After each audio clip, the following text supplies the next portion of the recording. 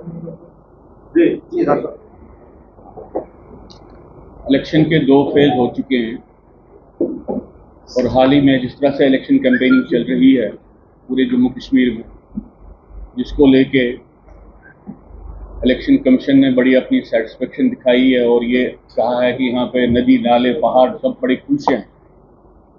हम खासतौर से आज की पत्रकार परिषद में हम संबोधित हैं इलेक्शन कमीशन को और उनको ये कहना चाहते हैं कि जो ये इलेक्शन प्रोसेस हो रही है ये भारत के संविधान के तहत हो रही है, लेकिन इसमें इस वक्त जो पूरे प्रदेश में है एक अलगाववादी उफान है, एक सांप्रदायिकता का उफान है। वो किस तरह से इन बातों को नजरअंदाज कर रहे हैं, किस तरह से आधे अलगाववादी या पूरे अलगाववादी इस इलेक्शन में पार्टिसिपेट कर रहे हैं, उनका कौन सा अधिकार है, भारत के संविधान की किस धारा के तहत उनको पार्टिसिपेट किए देना ये कर रहे हैं। ये सिलसिला है कि इलेक्शन कैंपेन में अलगाववादी कैंपेन एक डोमिनेंट एक बन जाए फीचर और इलेक्शन कमीशन चुपचाप दूसरी तरफ देखे, इससे डेमोक्रेसी का ह्रास हो रहा है। इससे आगे आने वाले समय में यहाँ पे डेमोक्रेटिक प्रोसेस अलगाववादियों का अखाड़ा बन जाएगी और हमारे को बहुत ही दुख से कहना पड़ता है क्योंकि भारत के संविधान के प्रियम्बल में ही sovereignty, integrity, unity of nation ये प्रमुख एक दायित्व है भारत की राजसत्ता का, भारत के इंस्टीट्यूशंस को। इलेक्शन कमीशन किस तरह से इसको वायलेट होने दे रही। कश्मीर घाटी में इंजीनियर रशीद से लेकर नेशनल कॉन्फ्रेंस तक जो जिस तरीके का प्रचार कर रहे हैं वो इनको ऐसा प्रचार क्यों करने दे रहे हैं। ये है आंखें मूंद लेना जब अलगाववादी अंदर घुस के डेमोक्रेटिक प्रोसेस को अंदर से कब्जा करने की प्रक्रिया कर रहे हैं। इससे बड़ा भीतरघात, इससे बड़ा इंटरनल सबवर्शन का कोई एक्ट नहीं हो सकता है।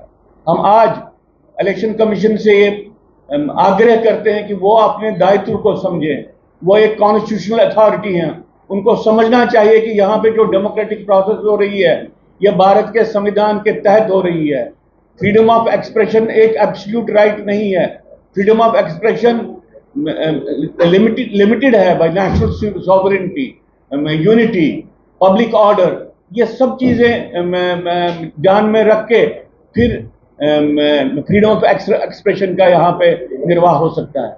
हमको बड़े दुख से कहना पड़ रहा है कि अभी तक यहाँ पे जो जम्मू कश्मीर में जो 2 फेज का इलेक्शन हुआ है उसमें अलगाववादी प्रचार अपने चरम पे पहुंच गया है और इसको होने दिया जा रहा है।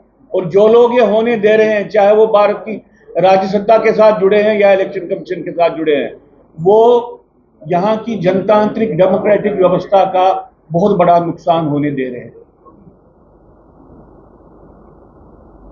सर आपको क्या लग रहा है जिस हिसाब से ये चुनाव हुए हैं, कश्मीरी पंडित कम्युनिटी के कुछ लोग वहां पर नॉमिनेशन भरने गए थे, उनको रिटर्निंग अफसर ने नकार दिया, नॉमिनेशन तक नहीं भरने दिया, हंस रहे थे वहां पर। अगर कोई लड़ता तो कम से कम अपनी कम्युनिटी के लिए आता। देखिए मेरे हिसाब से 5 से 8% के अलावा अभी तक पार्टिसिपेशन नहीं रही है कश्मीरी हिंदू की, सबसे कम पार्टिसिपेशन रही है। ये जो ये कह रहे हैं कितने वोटर हैं, फिर कितने वोटर रजिस्टर हुए हैं और फिर रजिस्टर्ड वोटर्स में किनको अल्टीमेटली वोट देने दिया जाता है। अगर आप इस सारे तथ्यों का आंकलन करें तो आपको मालूम पड़ेगा कि इस